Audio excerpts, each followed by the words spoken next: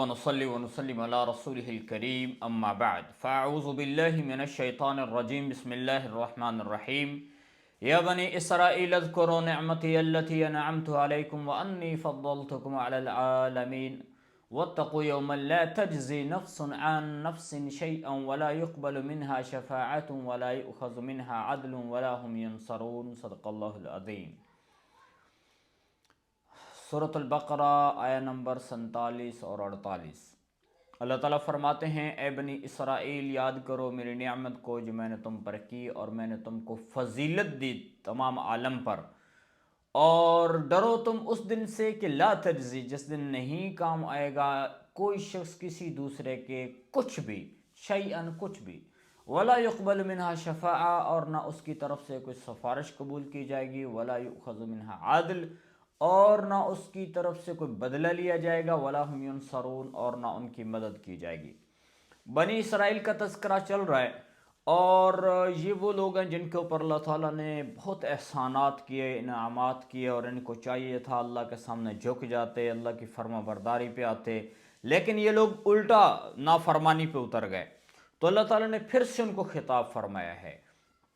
اور ان کو فضیلت بخشی، یعنی ان کو تورات اللہ تعالیٰ نے موسیٰ علیہ السلام کو عطا فرمائی، یہ اہل کتاب کہلاتے تھے، تو لوگ ان کی بڑی رسپیکٹ کرتے، عزت کرتے تھے۔ تو اللہ تعالیٰ جل شانہ کی ذات فرماتے ہیں میں نے تمہارے اوپر احسان کیا کہ تمہیں یہ عزت تمہیں بخشی۔ اور اللہ کے نبی صلی اللہ علیہ وسلم جب دعوت لے کر مدینہ المنورہ میں آئے ہیں تو وہاں پر بھی چونکہ یہودی لوگ تھے تو ان کو بھی، یعنی یہ یہاں پر ان کو خطاب کیا گیا ہے، تو اس کا مطلب یہ ہے کہ جب باپ دادا پر اللہ کی ذات نے اتنا بڑا احسان کیا تو یہ جو اولاد ہے یہ بھی اس احسان کا نفع اٹھا رہے ہوتے ہیں، فائدہ اٹھا رہے ہوتے ہیں۔ تو اللہ کے نبی کے دور میں بھی لوگ ان کی بڑی عزت اور ان کو قدر کی نگاہ سے دیکھتے تھے، اور ان کو پھر دعوت دی گئی کہ اللہ کی ذات نے اتنا بڑا احسان کیا ہے تو تم کیا کرو، اللہ کے سامنے جھک جاؤ، اللہ کی اطاعت پہ آ جاؤ، یعنی نبی پاک صلی اللہ علیہ وسلم کو نبی مانو، ان کی نبوت کو تسلیم کرو۔ تو یہ ان کو آرڈر تھا، لیکن وہ لوگ اس کے لیے تیار نہیں تھے۔ تو پھر فرمایا کہ اگر جو بندہ ایسا نہیں کرے گا، یعنی ایمان نہیں لائے گا، تو اس کا اتنا بڑا نقصان ہے کہ آخرت میں اس کے لیے کوئی بھی ایسا آپشن نہیں ہے کہ کوئی بھی ایک ایسا ذریعہ اس کے پاس نہیں ہوگا کہ جس کے ذریعے سے وہ یعنی وہ آخرت میں جہنم کی آگ سے بچ سکے، اس کے پاس کچھ بھی باقی نہیں رہے گا۔ جیسے بعض اسباب ایسے ہوتے ہیں کہ جن کے ذریعے سے بندہ آخرت میں جہنم کی آگ سے بچ سکتا ہے، جیسے کوئی ایمان والا ہے اور اس کے گناہ بہت ہیں، لیکن وہاں کسی نیک آدمی کی سفارش کی برکت سے، چونکہ قیامت کا دن ہوگا تو وہاں سفارش بھی چلے گی، اللہ تعالیٰ جس کو اجازت دیں گے، ہمارے پیارے نبی صلی اللہ علیہ وسلم سفارش فرمائیں گے، قرآن سفارش کرے گا، روزہ سفارش کرنے کے لیے آ جائے گا، رشتہ داری آ جائے گی، تو وہاں پر کوئی بھی سبب بن سکتا ہے اللہ کی رحمت کے حصول کا۔ لیکن جس کے پاس ایمان ہی نہیں ہے تو اس کے پاس کوئی ذریعہ نہیں ہے بچنے کا۔ تو اللہ تعالیٰ نے فرمایا ہے کہ اللہ کی اطاعت کرو، نہیں کرتے ہو تو پھر کیا کرو، وَاتَّقُوا يَوْمًا لَا تَجْزِي، ڈرو اس دن سے کہ جس دن میں کوئی شخص دوسرے کے کام نہیں آنے والا ہے۔ مطلب یہ ہے کہ ایک آدمی کی ذمہ نماز ہے، مثلا ایک آدمی کے ذمہ روزے اس کے قضا رہ گئے دنیا میں، اب یہ نہیں ہوگا کہ دوسرا آ کر کہے کہ میری نمازیں اس کے کھاتے میں ڈالو، اس کو معاف کر دو۔ ایسا نہیں ہونے والا کہ ایک بندے کے ذمہ مطالبہ ہے تو دوسرا آ کر پورا کرے، ایسا نہیں ہوگا، بلکہ اس کو خود ہی ادا کرنا پڑے گا۔ اور بلکہ جس کے پاس ایمان ہی نہیں ہے، جب ایمان ہی نہیں ہے تو اس کی طرف سے کوئی کیا آ کر یعنی نماز، روزہ یا کوئی عبادت اس کے لیے پیش کر سکتا ہے کہ یہ میں اس کو دیتا ہوں، اس کے بدلے میں اس کو معاف کر دو، کیونکہ اس کے پاس ایمان ہی نہیں، تو بچنے کا چانس ہی کوئی نہیں۔ ولا یقبل منہا شفاعہ، اور کوئی اس کے لیے سفارشی بن ہی نہیں سکتا ہے۔ سفارش تو ایمان والے کے لیے ہوگی، اور جب وہ ایمان ہی اس کے پاس نہیں ہے تو اس کے پاس سفارش بھی نہیں۔ ولا یؤخذ منہا عدل، اور نہ اس کی طرف سے کوئی بدلہ لیا جائے گا کہ کوئی آ کر اس کے بارے میں کہے کہ بھئی میں اپنی نمازیں پیش کرتا ہوں اور اس کو معاف کر دو، کوئی بھی چیز بدلے میں اس کے قبول نہیں ہو سکتی ہے، کیونکہ اس کے پاس ایمان ہی نہیں ہے، اور نہ ان کی کوئی مدد کر سکتا ہے وہاں پہ، اور نہ ان کی مدد کی جائے گی کہ وہ جہنم میں پھینکے جا رہے ہیں اور کوئی آئے اور ان کو پکڑ کے دھنگاچے سے وہاں سے نکالے اور ان کو جنت کی طرف لے جائے، ایسا کچھ نہیں ہونے والا۔ تو اللہ تعالیٰ فرماتے ہیں جب وہ دن ایسا آنے والا ہے تو اس دن کے آنے سے پہلے پہلے اس دن کے لیے اپنے ایسے اسباب اختیار کرو، ایسے اعمال تیار کر لو کہ جس کے ذریعے سے تم اللہ کی رحمت کو حاصل کر سکو۔ تو یہاں پر بھی بنی اسرائیل کا تذکرہ ہے، اللہ تعالیٰ نے ان کے اوپر بہت احسانات کیے، لیکن انہوں نے احسانات کا یعنی بدلہ یہ تھا جو اللہ نے احسان کیے تھے کہ اللہ کی اطاعت کرتے، اللہ کا جو آرڈر تھا کہ پیارے نبی صلی اللہ علیہ وسلم پر ایمان لاؤ تو وہ ایمان نہیں لا رہے تھے۔ تو یہ اللہ تعالیٰ نے ان کا تذکرہ فرمایا ہے۔ اور آگے ہے آیا نمبر 48 یعنی 49 بسم اللہ الرحمن الرحیم وَإِذْ نَجَّيْنَاكُم مِّنْ آلِ فِرْعَوْنَ يَسُومُونَكُمْ سُوءَ الْعَذَابِ يُذَبِّحُونَ أَبْنَاءَكُمْ وَيَسْتَحْيُونَ نِسَاءَكُمْ وَفِي ذَلِكُمْ بَلَاءٌ مِّن رَّبِّكُمْ عظیم۔ تو اللہ تعالیٰ فرماتے ہیں اور یاد کرو تم اس وقت کو اور جب ہم نے نجات دی تم کو فرعون کے لوگوں سے، یسومونکم وہ تم کو چکھاتے تھے برا عذاب، یذبحون کہ ذبح کرتے تھے تمہارے اولاد کو، بیٹوں کو، ویستحیون نساءکم اور زندہ رکھتے تھے وہ تمہاری عورتوں کو، وفی ذالکم اور اس میں تمہارے رب کی طرف سے بڑی آزمائش تھی۔ تو یہ آزمائش تھی، بہت بڑی آزمائش تھی ان لوگوں کے لیے۔ تو یہ بھی اللہ تعالیٰ نے ایک اور نعمت ان کو یاد دلائی ہے کہ اس وقت کو یاد کرو کہ جب فرعون اس کو کسی نے بتا دیا کہ بھئی ابھی ایک بندہ پیدا ہونے والا ہے کہ جو کیا کرے گا، تیری حکومت کو ختم کر دے گا، اقتدار تیرا چلتا کر دے گا، یعنی تیرا اقتدار ختم ہو جائے گا۔ تو اس نے اس ڈر کی وجہ سے اس نے جو بھی بچہ آتا اس کو پیدا ہوتا اس کو ذبح کرا دیتا اور بچیوں کو زندہ چھوڑ دیتا اور بچیوں کے ذریعے سے کام کرواتا تھا، ان کو بھی اپنے متحد کیا ہوا تھا۔ تو اللہ تعالیٰ جل شانہ کی ذات نے یاد دلائی ہے یہ نعمت کہ اللہ کی ذات نے کتنا بڑا تمہارے اوپر احسان کیا ہے کہ وہ فرعون جو تمہارے ساتھ اس قدر ظلم کر رہا تھا، اللہ تعالیٰ نے تم کو اس سے نجات دی ہے۔ تو اتنا بڑا اللہ نے احسان کیا تو اللہ کی اطاعت کرو۔ اور فرمایا وَإِذْ فَرَقْنَا بِكُمُ الْبَحْرَ فَأَنْجَيْنَاكُمْ وَأَغْرَقْنَا آلَ فِرْعَوْنَ وَأَنْتُمْ تَنْظُرُونَ، ایک اور نعمت اللہ نے یاد دلائی، اور جب پھاڑ دیا ہم نے تمہارے لیے سمندر کو، فَأَنْجَيْنَاكُمْ پس ہم نے تم کو نجات دی، وَأَغْرَقْنَا آلَ فِرْعَوْنَ اور ہم نے ڈبو دیا فرعون کو، وَأَنْتُمْ تَنْظُرُونَ اور تم دیکھ رہے تھے، وَإِذْ وَعَدْنَا مُوسَىٰ 40 لَيْلَةً اور جب ہم نے وعدہ کیا موسیٰ سے 40 رات کا، ثم اتخذتم العجل پھر تم نے بنا لیا ایک بچھڑے کو، اس کے بعد اپنا معبود بنا لیا، وانتم ظالمون اور تم ظلم کر رہے تھے۔ تو یہ اللہ تعالیٰ نے ایک اور احسان بنی اسرائیل کو یاد دلایا، کیونکہ بنی اسرائیل کے اوپر اللہ کی ذات نے ڈھیروں احسانات کیے ہیں۔ یہ کتنا بڑا احسان ہے کہ ظلم کی چکی میں پس رہے تھے، یہاں تک کہ اپنی اولاد کی حفاظت کرنے سے بھی یہ لوگ عاجز تھے کہ وہ لوگ کیا کر رہے تھے، ان کے بچوں کو ذبح کر دیتے، بچیوں کو زندہ رکھتے، ان سے کام کرواتے۔ اتنی ذلت والی زندگی سے اللہ کی ذات نے ان کو نجات عطا فرمائی تھی۔ تو اللہ تعالیٰ نے فرمایا کتنا بڑا احسان ہے، تم کیا کرو، اللہ کی شکر گزاری کرو۔ اور پھر یہ لوگ وہاں سے فرعون سے چھوٹ کے نکلے، تو پھر جب چل رہے تھے تو راستے میں آگے پانی تھا اور پیچھے فوج تھی، تو پھر ڈر گئے کہ اب کیا بنے گا۔ تو اللہ تعالیٰ جل شانہ کی ذات نے پھر احسان فرمایا اور موسیٰ علیہ السلام نے لاٹھی ماری پانی پہ اور اللہ کی ذات نے ان کے لیے راستے بنا دیا اور ان کو پار نکال دیا۔ اور فرعون جب آیا وہ جو ہی پانی کے اندر داخل ہوا تو اللہ کی ذات نے پانی کو چلایا اور ان کو ختم کر دیا۔ تو اللہ تعالیٰ فرماتے ہیں کتنا بڑا میں نے تم پر احسان کیا ہے، اور پھر بھی تم لوگوں نے کیا کر دیا، تم پھر بھی اللہ کی نافرمانی پہ تلے ہو، اللہ کی اطاعت نہیں کرتے۔ وَإِذْ وَعَدْنَا مُوسَىٰ 40 لَيْلَةً اور یہاں پہ اللہ تعالیٰ نے موسیٰ علیہ السلام کو جب تورات عطا فرمائی تو اس کا تذکرہ ہے کہ اللہ تعالیٰ نے موسیٰ علیہ السلام کو اپنے پاس بلایا۔ یہ بھی بنی اسرائیل ہے، بنی اسرائیل جب سمندر سے وہاں پانی سے باہر نکلے اور وادی یتی میں آئے تو وہاں آ کر کہنے لگے کہ اے موسیٰ آپ ایسا کریں، آپ ہمارے لیے آپ کوئی شریعت لائیں جس کے اوپر ہم عمل کریں، اس کو دستور العمل بنائیں، زندگی اس کے مطابق گزاریں گے۔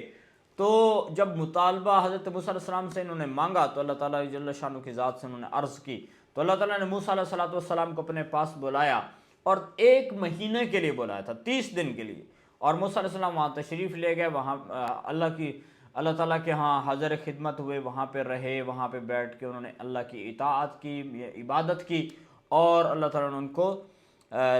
تورات عطا فرمائی۔ اور پھر 30 دن جب گزرے تو اللہ تعالیٰ نے 10 دن اور بڑھا دیے، تو جس کے اوپر 40 دن ہو گئے۔ تو حضرت موسیٰ علیہ السلام وہاں پر رہے، ثم اتخذتم العجل، وہ وہاں پر تھے، اور پیچھے جو بنی اسرائیل ہے انہوں نے ایک بچھڑا بنا لیا۔ اس قوم کے اندر ایک بندہ تھا جس کا نام تھا سامری، اور وہ جادوگر تھا، اور اس نے چاندی سے یا سونے سے ایک بچھڑے کی ایک شکل بنائی، اور پھر اس کے پاس وہ مٹی تھی جو حضرت جبریل علیہ السلام جب چل رہے تھے تو اس نے اس کے گھوڑے کے پاؤں سے مٹی وہ لے لی تھی، اور پھر اس نے وہ مٹی اس میں ڈالی تو اس میں سے ایک آواز نکلتی تھی۔ تو یہ اس قدر جاہل لوگ تھے بنی اسرائیل والے کہ وہ اس کی عبادت کرنا شروع کر دی۔ جب موسیٰ علیہ السلام واپس آئے تو انہوں نے دیکھا کہ یہ قوم اس طرح سے جو ہے بے وقوفی کا شکار ہے، اور ایک بچھڑا بنا کے ان کے سامنے جھک رہے ہیں۔ اللہ نے ان کے اوپر اتنا بڑا احسان کیا اور یہ لوگ یہ کر رہے ہیں۔ تو اس کے اوپر پھر اللہ تعالیٰ نے ان کے لیے، ان کو معاف کرنے کے لیے، ابھی آگے آ گیا ثم عفونا عنکم، پھر ہم نے تم کو معاف کر دیا، من بعد ذالک، اس کے بعد، لعلکم تشکرون، تاکہ تم شکر گزار بندے بن جاؤ، شکر کرو۔ تو اللہ تعالیٰ نے پھر ان کو موقع دیا، جب انہوں نے پرستش کی تو پھر موسیٰ علیہ السلام نے آ کر ان کو سمجھایا، اور پھر اللہ تعالیٰ نے ان کی معافی کا یوں انتظام کیا اور یہ آرڈر جاری کیا کہ ہر وہ بندہ جس نے یہ کام کیا ہے، بچڑے کی پوجا کی ہے، تو اس کو قتل کیا جائے، اور اس کو قتل کرنے کا آرڈر، اس کو مارا جائے۔ اور آرڈر یہ تھا کہ وہ بندہ اس کو مارے گا جو اس کے اپنے عزیز ہیں، جو اس کے اپنے رشتہ دار ہیں، وہی اس کو قتل کریں گے۔ تو یہ ان کے لیے بہت بڑی آزمائش تھی۔ تو یہ جیسے اب ہمارے شریعت کے اندر بھی یہ حکم ہے کہ جب کسی نے کسی کو قتل کر دیا، عمدن جان بوجھ کے قتل کر دیا، تو چاہے وہ توبہ بھی کر لے، پھر بھی دنیاوی اعتبار سے اس کی توبہ کا صورت یہ ہوتی ہے کہ اگر وہ گھر والے اس کے ورثاء معاف نہیں کرتے ہیں تو پھر اس کے بدلے میں اس کو قتل کیا جائے گا۔ تو ایسے ہی ان کے ہاں یہ اللہ کی ذات نے ان کی معافی کی ترتیب رکھی کہ وہ معافی مانگیں، اور ان کی معافی کی ترتیب یہ ہے کہ ان کے رشتہ دار ان کی گردن اتار دیں۔ تو یہ حضرت موسیٰ علیہ السلام کو اللہ تعالیٰ نے آرڈر کیا تھا، اور یہ لوگ یہاں پہ آئے اور پھر اس طرح سے ان کو، ان کے اپنے رشتہ داروں کو قتل کیا، پھر ان کی معافی ملی۔ تو یہ اللہ تعالیٰ ان کو احسانات یاد دلا رہے ہیں، وَإِذْ آتَيْنَا مُوسَى الْكِتَابَ وَالْفُرْقَانَ لَعَلَّكُمْ تَهْتَدُونَ، اور اللہ تعالیٰ نے موسیٰ علیہ السلام کو کتاب دی اور معجزات دیے۔ فرقان یعنی حق و باطل کے درمیان میں فرق کرنے والے، تاکہ تم ہدایت یافتہ ہو جاؤ۔ اور فرقان کی ایک تو یہ ہے کہ اس سے مراد معجزات ہیں، اور ایک اس کی تفسیر یہ ہے کہ اس سے مراد شرعی احکام ہیں۔ اور اس ایک بعض علماء فرماتے ہیں کہ الکتاب کے بعد واو تفسیری ہے، یعنی مطلب یہ ہے کہ والفرقان، واو یعنی تفسیر کے لیے ہے کہ یہ وہ کتاب ہے تورات کہ جو حق اور باطل کے درمیان میں فرق کرنے والی ہے۔ تو اللہ تعالیٰ نے یہ کتاب عطا فرمائی اور ان کو حکم دیا کہ بھئی اتنا تمہارے اوپر اللہ کی ذات کے احسانات ہیں، تو اب تمہیں کیا کرنا چاہیے؟ اللہ کی بات ماننی چاہیے۔ اور جو اللہ کے نبی صلی اللہ علیہ وسلم کے دور میں جو یہودی لوگ تھے، یہ ساری چیزیں ان کے سامنے تھیں کہ اللہ کی ذات نے اتنا بڑا احسان کیا ہے۔ چونکہ سورۃ البقرہ مدنی سورہ ہے، اور مدینۃ المنورہ کے قرب و جوار میں زیادہ تر اہل کتاب رہتے تھے، تو ان کو دعوت دی گئی کہ تمہارے اوپر اللہ کے بہت احسانات ہیں، اور تم لوگ جانتے ہو کہ پیارے نبی صلی اللہ علیہ وسلم اللہ کے سچے رسول ہیں، تو تم اس کے اوپر ایمان لے کر آؤ۔ تو باقی تو پھر یہی ہوتا ہے کہ جب انسان اللہ کی طرف متوجہ ہوتا ہے، جس کو ہدایت کی طلب ہوتی ہے، جو کہتا ہے کہ مجھے ایمان حاصل ہو تو اس کو وہ نعمت ملتی ہے، اور جس کے من میں ہی نہ ہو، دل میں یعنی تمنا ہی نہ ہو، تو اس کو ہدایت کہاں سے ملے گی؟ تو اللہ تعالیٰ نے یہ ان کو عطا فرمائی، اور آگے پھر ایک اور احسان کا ذکر فرمایا، وَإِذْ قَالَ مُوسَىٰ لِقَوْمِهِ يَا قَوْمِ إِنَّكُمْ ظَلَمْتُمْ أَنفُسَكُمْ بِاتِّخَاذِكُمُ الْعِجْلَ فَتُوبُوا إِلَىٰ بَارِئِكُمْ۔ یہ وہی والی تذکرہ ہو رہا ہے کہ جب یاد کرو تم اس وقت کو کہ جب موسیٰ علیہ السلام نے اپنی قوم کو کہا، اے میری قوم، بے شک تم نے ظلم کیا اپنے اوپر، اور کیا ہے؟ باتخاذکم العجل، تم نے ایک بچھڑے کو معبود بنا لیے، فتوبوا الی بارئکم، اپنے پیدا کرنے والے کی طرف توبہ کرو، رجوع کرو، فقتلوا انفسکم، اپنے آپ کو قتل کرو۔ ذالکم خیر لکم، یہ تمہارے لیے بہتر ہے، عند بارئکم، تمہارے پروردگار کے ہاں، پیدا کرنے والے کے ہاں، فتاب علیکم، پس پھر متوجہ ہوا وہ تم پر، انہ هو التواب الرحیم، یعنی اللہ تمہاری طرف توجہ فرمائیں گے، اور انہ هو التواب الرحیم، بے شک وہ توبہ، بہت توبہ کو قبول کرنے والا ہے، بہت زیادہ رحم کرنے والا ہے۔ تو اللہ تعالیٰ نے ان کے لیے یہ ایک معافی کی ترتیب رکھی تھی،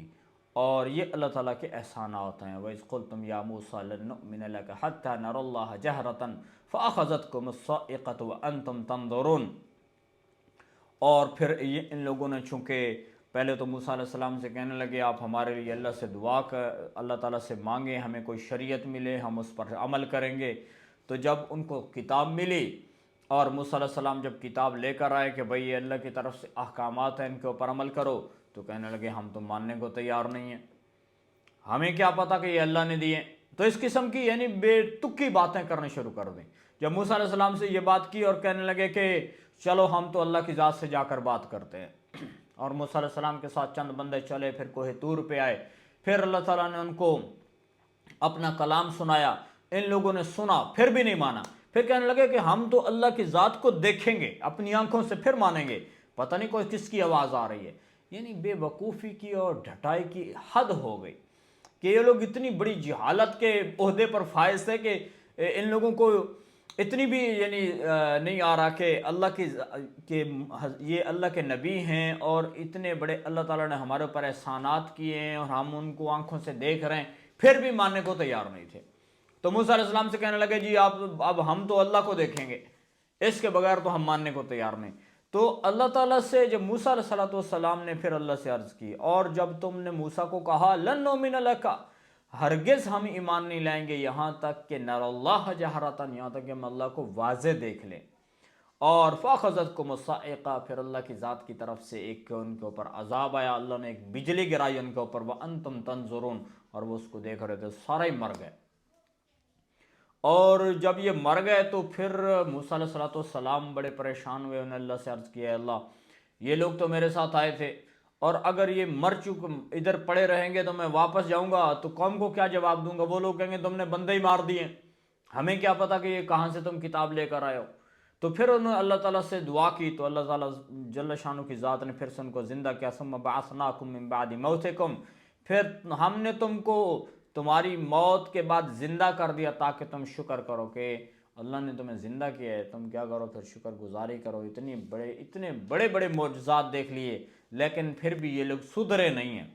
بنی اسرائیل کی قوم ایسی تھی کہ جو سدھرنے کا نام نہیں لے رہی تھی، انتہائی جہالت میں پڑے ہوئے یہ لوگ تھے۔ تو جب اللہ کی نعمتوں کو دیکھ دیکھ کے بھی اس کے اوپر یعنی اللہ کی طرف جانے کے لیے تیار نہیں ہیں۔ وَظَلَّلْنَا عَلَيْكُمُ الْغَمَامَ وَأَنزَلْنَا عَلَيْكُمُ الْمَنَّ وَالسَّلْوَىٰ، اور سایہ کیا ہم نے تمہارے اوپر بادلوں کے ذریعے سے، وَأَنزَلْنَا، اور ہم نے اتارا تمہارے اوپر من اور سلویٰ، کُلُوا مِن طَیِّبَاتِ مَا رَزَقْنَاکُمْ، اور کھاؤ تم پاکیزہ وہ رزق جو ہم نے تم کو دیا ہے، وَمَا ظَلَمُونَا، اور نہیں انہوں نے ہم پہ ہمارے اوپر ظلم نہیں کیا، یعنی ہمارا کوئی نقصان نہیں کیا، وَلَٰكِن كَانُوا أَنفُسَهُمْ يَظْلِمُونَ، لیکن وہ لوگ اپنے اوپر ظلم کر رہے تھے، اپنا ہی نقصان کر رہے تھے۔ تو جتنی بھی انہوں نے اللہ کی نافرمانی کی ہے تو اس میں اللہ تعالیٰ کا کوئی نقصان نہیں ہے، وہ لوگ اپنا ہی نقصان کر رہے تھے۔ تو یہاں پر یہ جو واقعہ ہے یہ میدان تیہ کا واقعہ ہے کہ اللہ تعالیٰ نے ان کے اوپر بہت احسانات کیے، اور اس میں یوں ہوا، اس کا اصل میں یہ جو لوگ تھے یہ رہنے والے تھے شام کے، بنی اسرائیل کے لوگ، ان کا اصل ملک شام تھا، لیکن یوسف علیہ السلام کے ساتھ یہ لوگ وہاں پہ شفٹ ہو گئے تھے مصر میں، پھر وہیں پہ رہ رہے تھے، اور وہاں سے پھر یہ لوگ ادھر آئے۔ تو اللہ تعالیٰ نے تو موسیٰ علیہ السلام نے کہا کہ چلو بھئی اب ہم اپنے ملک میں چلتے ہیں،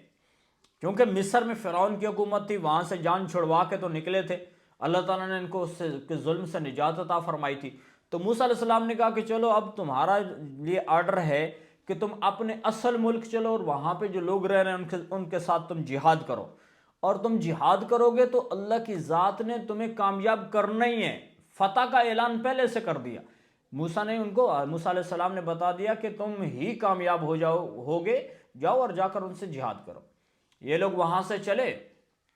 اور جب اس شام کے ایریے کے قریب پہنچے تو پھر اپنے چند ایک لوگوں کو بھیجا، جاؤ بھائی پتہ کرو یہاں کون لوگ رہتے ہیں۔ جب وہ گئے انہوں نے دیکھا، ان کا یہاں تو قوم عمالقہ رہتی ہے، وہ تو بہت سخت لوگ ہیں، بڑے لمبے تڑنگے جو، اور وہ بڑے طاقتور لوگ ہیں، لڑائی کریں گے، مار دیں گے ہمیں۔ تو وہ واپس آئے اور ان کو انہوں نے آ کر حالات بتایا تو یہ سارے ڈر گئے۔ حالانکہ موسیٰ علیہ السلام ان کو فرما رہے ہیں کہ کیا کرو، چلو تم لڑو، تم کامیاب ہو جاؤ گے، ہم تمہیں بتا رہے ہیں کہ اللہ کی طرف سے تمہاری مدد ہوگی۔ لیکن یہ لوگ تیار نہیں ہوئے، کہنے لگے اے موسیٰ تو جا اور تیرا رب جا کر لڑے۔ ایسی بے وقوفانہ بات جب موسیٰ علیہ السلام کے سامنے کی تو موسیٰ علیہ السلام کو بڑا جلالی نبی تھے تو ان کو بھی بڑا غصہ آیا، تو انہوں نے اللہ کی ذات سے جو ہے دعا کی ہے، اللہ بس میں تو ان کے ساتھ اب نہیں رہ سکتا ہوں۔ یعنی اللہ نے اتنے احسانات کیے اور پھر بھی یہ لوگ کیا کرتے ہیں، اللہ کی نافرمانی میں تلے ہوئے ہیں اور نبی کی بات بھی نہیں مان رہے ہیں، اور ایسی بات کر رہے ہیں کہ جس کے ذریعے سے کلیجہ پھٹ جائے۔ تو موسیٰ علیہ السلام کو بہت زیادہ اس کے اوپر غصہ آیا، ناراضگی ہوئی، تو اللہ تعالیٰ نے پھر ان کو سزا دی۔ اور پھر یہ لوگ وہی جس میدان میں بیٹھے ہوئے تھے، یعنی ملک شام اور دوسری طرف مصر، اور درمیان میں یہ ایک 10 میل کے ایریے میں یہ ایک ایریا یعنی جگہ تھی جو جس کو میدان تیہ کہتے ہیں، وادی تیہ۔ یعنی تیہ کہتے ہیں کہ حیرانگی والی جگہ، جہاں پہ انسان حیران و پریشان ہو کر پھرتا رہے۔ تیہ مطلب ہے کہ حیران ہو کر پھرنا۔ تو چونکہ یہ اس جگہ میں 10 میل کا کیا ایریا تھا، جو یوں کہہ سکتے ہیں آج کل کے حساب سے کوئی 14-15 کلومیٹر سفر پر جگہ بنے گی، تو یہ لوگ پھر اسی میں پھرتے رہے۔ یہ صبح سے چلتے چلتے جب شام تک چلتے اور ایک جگہ جا کر پڑاؤ ڈالتے تو یہ سمجھتے تھے کہ کل تو ہم مصر پہنچ جائیں گے، چلو بھئی ہماری تو جان چھوٹ جائے گی۔ لیکن جب صبح ہوتی تو وہ ان کو پھر سے یہ دیکھتے کہ وہ واپس اسی جگہ پر تھے ہوتے جہاں سے وہ چلے تھے، تو پھر یہ پریشان ہو جاتے۔ تو 40 سال تک اللہ کی ذات نے ان کو اسی میدان میں گھمایا ہے، ان کو سزا دی ہے، کیونکہ یہ اللہ کی نافرمانی پیسے تو لے، ان کو جہاد کا حکم ہوا، جہاد کرنے کے لیے تیار نہیں تھے۔ تو جب یہ اس میدان تیہ میں رہے، یہیں پہ بہت سارے واقعات ہوئے، پھر بعد میں موسیٰ علیہ السلام دنیا سے تشریف بھی لے گئے اسی میدان میں، اور یہ لوگ اسی میدان میں 40 سال جو ہے وہ حیران ہو کر ادھر کبھی ادھر کبھی ادھر، نہ اس میں ان کے رہنے کے لیے کوئی مکان تھے، نہ کوئی بڑے درخت تھے جن کے سائے میں یہ لوگ بیٹھتے، اور رات ہوتی تو اندھیرا گھٹا ٹوپ ہوتا، نہ اس میں بیٹھ سکتے، نہ کوئی مارکیٹ ہے، نہ کوئی وہاں پہ کھانے پینے کی چیز ہے کہ زمین سے کچھ اگے اور کھائیں۔ تو اس قدر یہ یعنی ایک ایسے میدان میں پھنس گئے کہ وہاں سے نکل بھی نہیں سکتے تھے۔ اللہ نے ان کو سزا دی۔ تو پھر انہوں نے موسیٰ علیہ السلام سے عرض کیا، موسیٰ مہربانی کریں، اتنی سخت دھوپ ہے، ہمیں بچائیں۔ تو اللہ تعالیٰ نے مہربانی فرمائی، موسیٰ علیہ السلام کی دعا کی برکت سے پھر ان کو اوپر ایک سایہ کھڑا کر دے۔ اتنی بڑی نعمت، یعنی بادل کو کھڑا کیا، جدھر یہ جا رہے ہیں بادل ساتھ ساتھ چل رہا ہے۔ تو کتنی بڑی اللہ کی طرف سے انہوں نے معجزے کو اپنی آنکھوں سے دیکھا۔ پھر ان کے لیے پانی کا انتظام نہیں، موسیٰ پانی نہیں ہے، تو موسیٰ علیہ السلام نے عصا مارا، پھر پتھر میں سے پانی کے چشمے ابل پڑے، اس میں سے پانی بھی پی رہے ہیں، اور پتھر کو اٹھا کے گھوم رہے ہیں، جہاں مرضی رکھ دو وہیں پہ پانی چلتا ہے۔ اللہ کی طرف سے اتنا بڑا معجزہ، اور پھر کھانے کو کچھ نہیں ہے، تو کہنے لگے اے موسیٰ مہربانی کرو، دعا کرو، ہمیں پاس کھانے کو کچھ نہیں۔ تو اللہ سے دعا کی تو اللہ تعالیٰ نے من اور سلوہ، من کہتے ہیں ترنجبین، ایک یعنی میٹھا سی کچھ چیز تھی جو وہاں پہ چھوٹے چھوٹے پودے ہوتے تھے، اس کے اوپر ایسے نکل آتی تھی مٹھائی جیسی چیز، تو یہ لوگ اس کو کھاتے تھے۔ تو ساتھ وسلوا، اور ان کے لیے بٹیر یعنی پرندوں کا گوشت تھا، جس کو وہ بٹیر ان کے پاس آ جاتے، خود بخود یہ ان کو ذبح کرتے، ان کو پکا کے کھاتے تھے۔ تو یہ بڑے مزے سے زندگی ان کی گزر رہی تھی،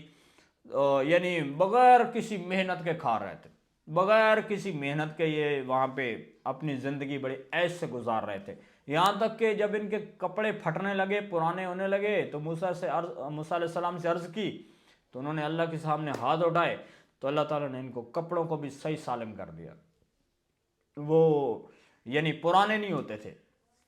پھٹتے نہیں تھے۔ ان کے بچے پیدا ہوتے تو ان کے اوپر وہ بمائے لباس کے پیدا ہوتے، بچہ بڑا ہو رہا ہے تو لباس بھی ساتھ ساتھ اس کے بڑا ہوتا جا رہا ہے۔ تو اللہ تعالیٰ نے ان کے اوپر اتنی نعمتیں کی،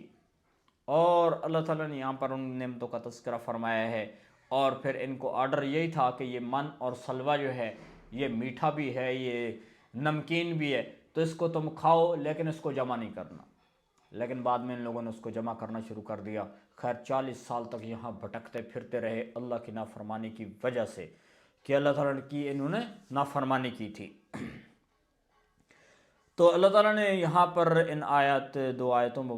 آیتوں میں انہی کا تذکرہ فرمایا ہے، اور پھر یہ لوگ 40 سال اس میں رہے، بعد میں پھر انہوں نے جا کر جو ہے اللہ جہاد کیا، اور پھر اس اپنے ایریے میں جا کر پہنچے، اور اتنے میں موسیٰ علیہ السلام تو دنیا سے چلے گئے تھے۔ تو یہ اللہ تعالیٰ نے بنی اسرائیل کے اوپر جو احسانات کیے ان کا تذکرہ فرمایا ہے، اور مدینہ المنورہ کے ارد گرد میں جو لوگ تھے ان کو کہا کہ ایمان لاؤ، ایمان کے بغیر تو آخرت میں کچھ کام نہیں آنے والا۔ اور اگلی آیت مبارکہ میں فرمایا وَإِذْ قُلْنَا ادْخُلُوا هَٰذِهِ الْقَرْيَةَ فَكُلُوا مِنْهَا حَيْثُ شِئْتُمْ رَغَدًا، اور جب ہم نے کہا داخل ہو جاؤ اس بستی میں، پس کھاؤ تم اس میں جہاں سے چاہو، یعنی رغداً جتنا تمہیں دل کرتا ہے، وَادْخُلُوا الْبَابَ سُجَّدًا، اور جب داخل ہو تو تم سجدہ کرتے ہوئے داخل ہو، وَقُولُوا حِطَّةٌ، اور تم کہو حِطَّةٌ، اے اللہ ہمیں معاف کر دے، نغفر لکم خطایاکم، ہم تمہاری خطاؤں کو معاف کر دیں گے، وَسَنَزِيدُ الْمُحْسِنِينَ، اور تم کو ہم احسان کرنے والوں کو ہم زیادہ دیتے ہیں۔ احسان کرنے والے یعنی نیکی کرنے والے لوگ ہیں۔ تو یہاں پر پھر وہی جو بستی تھی، پھر یہ لوگ اس میدان عتیم میں گھومتے رہے، یہاں تک پھر بعد میں کہنے لگے کہ بس ابھی تو ہم بٹیر کھا کھا کے اور میٹھا کھا کھا کے تنگ ہو گئے، تو اے موسیٰ آپ دعا کریں اللہ تعالیٰ ہمیں کچھ اور کسی بستی میں اور ہمیں کچھ کھانے پینے کو دے۔ تو اللہ تعالیٰ نے پھر ان کو آرڈر دیا کہ چلو ٹھیک ہے، تم یہاں پہ اب اس سے کھانے پینے سے تنگ آ گئے ہو تو فلاں جگہ جاؤ، وہ شہر ہے اس میں داخل ہو، اور داخل ہوتے ہوئے تم نے کیا کہنا ہے، حِطَّةٌ، یہ بات کرنی ہے۔ یعنی حِطَّةٌ کا مطلب ہے اے اللہ تو ہمیں معاف کر دے، یعنی اللہ تعالیٰ سے معافی مانگتے ہوئے تم نے کیا کرنا ہے، اس بستی میں داخل ہو جانا ہے، پھر وہاں پہ پیاز ٹماٹر مرچیں یہ وہ جو کچھ دال سب تمہیں ملے گا۔ تو یہ لوگ وہاں سے پھر اللہ تعالیٰ نے ان کے اوپر یہ احسان کیا کہ تم جاؤ اور اس میں جا کر داخل ہو جاؤ، اور پھر ان لوگوں نے کیا اس بستی میں داخل ہوتے ہوئے حِطَّةٌ کی بجائے حِنطَةٌ کہنا شروع کر دیا، اور بعض روایات میں آتا ہے کہ حَبَّةٌ کہنا شروع کر دیا، اور حَبَّةٌ حِنطَةٌ کا مطلب ہے دانہ۔ یہ لوگ جب اس بستی میں داخل ہونے کے لیے گئے تو بجائے انہوں نے حِطَّةٌ اللہ سے معافی مانگنے کے، ان لوگوں نے سوچا یہ وہ وقت ہے جو قبولیت کا ٹائم ہے، یعنی جو اللہ سے مانگو گے وہ قبول ہو جائے گا، تو اب ہم معافی تو اللہ سے بعد میں مانگ لیں گے، لیکن ہم کیا کرتے ہیں کہ یہاں پر حِطَّةٌ کہنے کی بجائے ہم اللہ سے اپنا کھانے پینے کی چیزیں ہی مانگ لیتے ہیں کہ یہ تو قبول ہو جائیں گی تو ہمیں، یعنی دنیا کے عیش، دنیا کے آرام، دنیاوی اپنی ضرورتوں کو سامنے رکھا، آخرت کو ان لوگوں نے چھوڑ دیا۔ پھر سے انہوں نے یہ لوگ یہ کہنا شروع کر دیا، تو اللہ تعالیٰ نے فرمایا جب ہم نے تم کو یہ اس بستی میں داخل ہونے کے لیے کہا تو پھر جو نیکی کا کام کرے گا، یعنی اس میں جب داخل ہوئے پہلے اللہ تعالیٰ نے ان کو پریشان کیا کہ ان کو من و سلوہ مفت میں کھلایا، اور پھر وہاں پر ان کو کہا کہ جاتے ہوئے اللہ سے معافی مانگو، تو ان لوگوں نے بجائے اس کے کہ کیا کرنا کہ اللہ سے معافی مانگنے کے، پھر ان لوگوں نے بے وقوفی شروع کر دی، اور اس کے ان کے اوپر بہت برے اثرات پڑے۔ تو اللہ تعالیٰ جل شانہ کی ذات نے ان کو یہ فرمایا ہے کہ تم کیا کرو، اللہ کے احسانات کو دیکھو اور اللہ کی اطاعت پہ آ جاؤ، اور یہاں پر بھی انہی کا تذکرہ ہے، اور مزید آگے آیات مبارکہ کے اندر بھی اس بنی اسرائیل کا ذکر چل رہا ہے، تو انشاءاللہ